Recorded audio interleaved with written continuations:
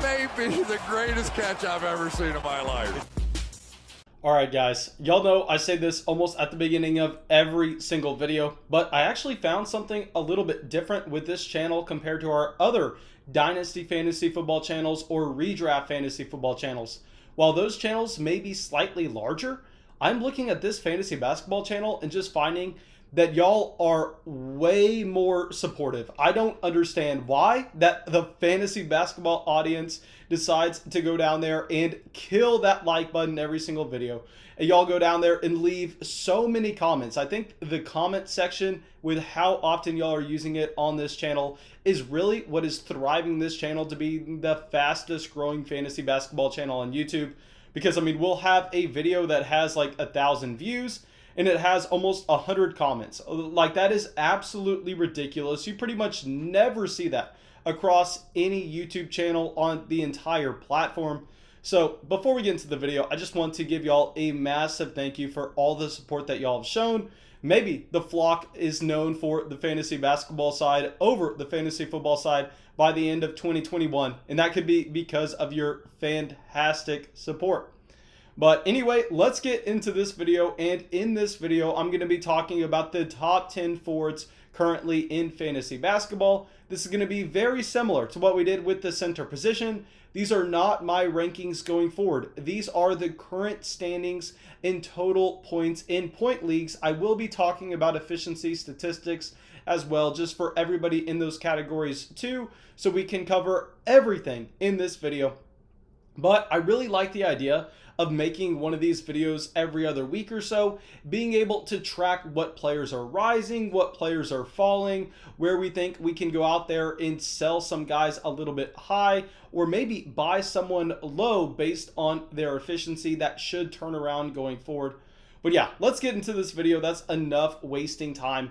And let's start it off with the first overall player at the forward position. And this is going to be LeBron James. Okay, right now with LeBron James, he definitely has a lead over everyone else because of the amount of games that he has played. Once we get some more games for players like Giannis, once we get some more players for guys like possibly Julius Randle, who we will discuss later on, I think LeBron should be falling down this list slightly. But still right now, I mean, I am just very surprised in how durable he has been in playing back-to-backs. I mean, he has been playing every single game for this Los Angeles Lakers team. Something I did not expect, considering how short the offseason was, considering how many miles LeBron has on those tires. I thought that he was going to be very willing to sit out back-to-backs. I thought he was going to be very willing to limit his minutes so far this season. But no, I mean, he's out there and he is performing. He's played 14 games so far, averaging 24 points a game. And the efficiency, honestly, pretty good. I mean, almost 50% from the field, almost 40% from three. And one reason that we were kind of avoiding LeBron in category leagues this season was if you were taking LeBron, at least in my opinion, I thought you needed to go out there and you needed to punt at the free throw category. But there, LeBron hasn't even been killing you either. I mean, he's been shooting 75% from the line. So LeBron checking every box. We know he's going to give you the rebounds. We know he's going to give you the assist. He's giving you 8 rebounds a game, 7.5 assists. And yes, this assist number is drastically down from where it was a season ago. But that's something we knew was going to happen. We knew LeBron was going to be playing a little bit more off ball. We knew that LeBron was not going to have to take it down the court every single time. Based on personnel changes this Los Angeles Lakers team decided to make this past offseason. So yeah, here with LeBron, I'll say that, I mean, kind of hard to say if he's a hold or if he is a sell, just because I don't know if he's going to be able to play every single game this season. I don't know how long he's going to be able to continue to play these back-to-backs without them limiting his minutes. Because if I'm LeBron, I don't see any incentive to go out there and play those back-to-backs, as there are no fans in the stadium, so you're not really disappointing anybody besides the people who log in on League Pass to watch the Lakers. And we know the Lakers are just going to be coasting to the playoffs, and then they can turn it on there. Very similar to the Lakers team with Kobe and Shaq so long ago. So with LeBron here, honestly, if somebody thinks that he is going to continue this kind of usage, if someone thinks that he's going to be a dominant force like this every single night, I think I would be willing to sell him just because I don't know if he's going to be able to play every game going forward. I don't see any incentive to. But let me know in the comments if y'all think I am wrong about that, because that is an interesting conversation point. And now our next player is someone that I was avoiding at the very beginning of fantasy basketball drafts this past offseason. Clearly, he's looked fantastic. I mean, we knew he was going to. And this is Giannis Antetokounmpo. And here with Giannis, the reason that we were avoiding him was very similar to why I did not love the idea of drafting LeBron at the very beginning. And that's because in category leagues, I mean, I was worried about the free throws. Right now, he's shooting about 68% from the line. So obviously, if you're playing in those category leagues with how many trips Giannis is also taking to that free throw line, he is completely tanking you in that category.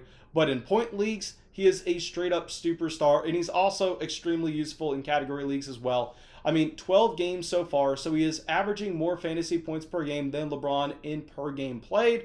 He's at 31 minutes a game, almost 27 points. The efficiency from the field is obviously always going to be great, as Giannis gets so many of his buckets at the basket. 54% from the field. Not going to be the best three-point shooter. You knew that drafting him going into the season. But 10 rebounds, 5 assists, and obviously he's going to be giving you the defensive statistics as well. Almost a steal and a half and a block and a half per game. Giannis is definitely a player that you would prefer in point leagues over category leagues because of his struggles at the free throw line, but still someone that I don't think you should be trying to sell based on him going to be able to easily maintain this. I mean, he's still extremely young. He has no problem with injuries. I mean, Giannis is someone that's just a cornerstone asset for your team, and hopefully if you drafted him in a in a category league, you decided to punt free throws. Okay. Now, our next player, definitely the biggest surprise on this list, is going to be Julius Randle. Okay, I mean, Julius Randle with Tom Thibodeau has been completely destroying in fantasy basketball leagues. I mean, so far in 13 games, he is averaging close to 38 minutes a game. I mean, 23 points, 50% from the field. We know he's not going to be a great three-point shooter. We don't even really have to discuss that. But also 10 rebounds and 6.5 assists. I mean, nobody expected this with Julius Randle. Maybe we should have expected the starters here to see an insane amount of usage, given the head coaching change for the New York Knicks. But I mean, Julius Randle, I believe he's only 26, 27 years old. I could be wrong on that, but looks like he is stepping up into his prime. Looks like he could be a big-time player for the New York Knicks going forward, and definitely someone that is just going to continue to win you your fantasy matchups with those minutes played. Okay, but now our next player is going to be someone that I'm going to come out and say right away, I think that we should be looking to sell him. And this is going to be Chris Middleton. So I know Middleton has been extremely exciting. We've all watched the Bucks play. And in 13 games, he's averaging 32 minutes, 22 points, 53% from the field. But the reason I think we should be trying to sell Chris Middleton high is while, yes, he is a fantastic three-point shooter. I mean, this type of efficiency just cannot maintain. I mean, this amount of shots going in beyond the arc is not going to continue. I mean, he has been shooting 47% from three and with a ton of volume at the same time. I mean, this is not necessarily a small sample. That is a career high for Chris Middleton. So I think this is a player that I would be looking to sell if we can. I mean, 6.5 rebounds, 5.5 assists. So he's not killing you there either. Pretty much a decent playmaker at every single category, and he's going to rack you up points in those point leagues. The only thing is, I think if you can sell him as this elite three-point shooter, you can go ahead and just make the instant profit. You've already had his points scored in your starting lineup.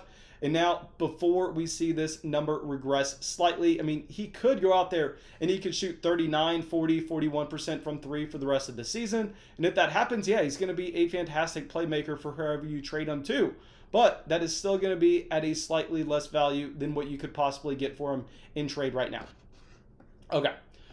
So now our next player, someone that was going at the very beginning of fantasy drafts for a great reason. Don't need to spend too much time on him, but Anthony Davis here, coming in at 5, has played 12 games so far, 32 minutes a game, 22 points. Great efficiency, 55% from the field. Obviously, you're not drafting him for his threes. The one thing here with Anthony Davis that we need to be on the lookout for is he is right now only averaging 8.5 rebounds a game. This is a career low for Anthony Davis.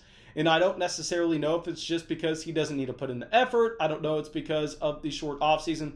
I mean, it's just kind of hard to evaluate these Lakers players, especially these Lakers superstars, and that what is their incentive to come out here and just go 100% every single night?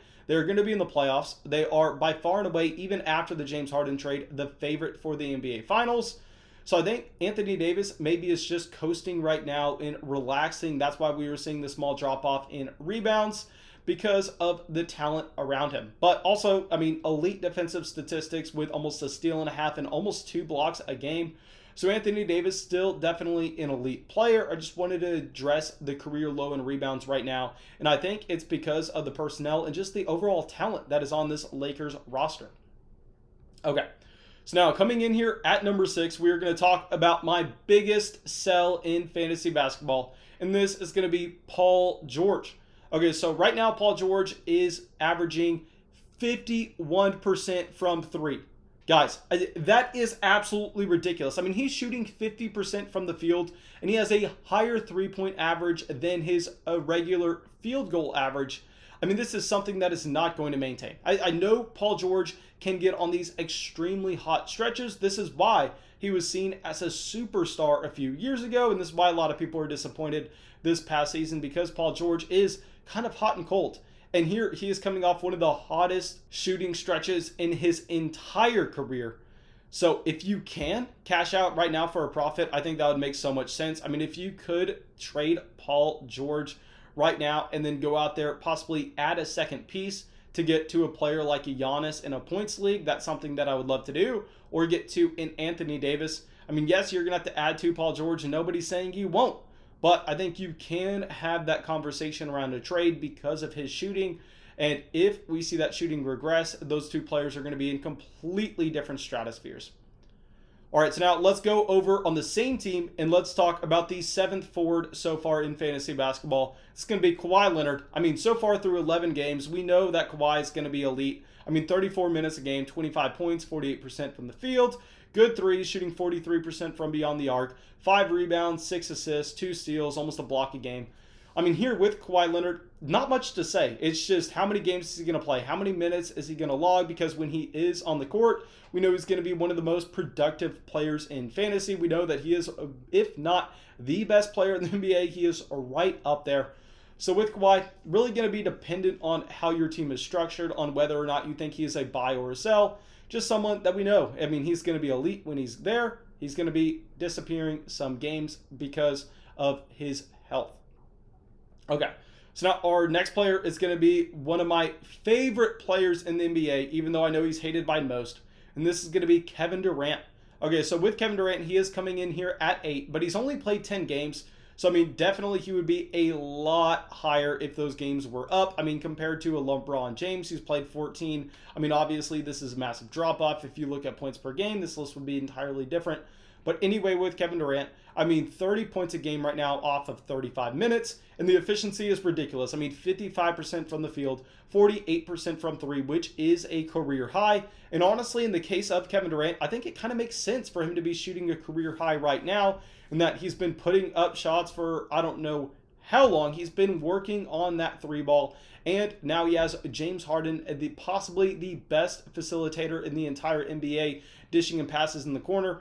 I mean, so Kevin Durant, a player I don't want to sell off of this efficiency. If you are possibly wanting to sell, maybe it's based on how you think his usage is going to be the rest of the season. But everybody knows that James Harden's there. Everybody knows that his value is going to dip slightly. So it's not like you're going to be pulling one over on anybody. Okay. But now our next player we're going to talk about is someone that was surprising for me. I did not want to be drafting him near this range. This is going to be Jeremy Grant. Okay, so right now Grant has just been on a tear. Elite level usage, very similar to a Julius Randle, where he's averaging almost 38 minutes a game, 25 points a game. Good efficiency. I mean, you have to have the efficiency to be up here. 46% from the field, 40% from 3, 6 rebounds. What I don't like about Grant is only 2.5 assists per game. I mean, if you can make a pivot elsewhere, that would make a little bit of sense, but he does not come with the same name appeal. So I think, honestly, we should probably just be holding Grant, if not buying, because he's also a fantastic defender, averaging over a steal a game, averaging almost a block and a half. So a very exciting player that we need to continue to watch out for.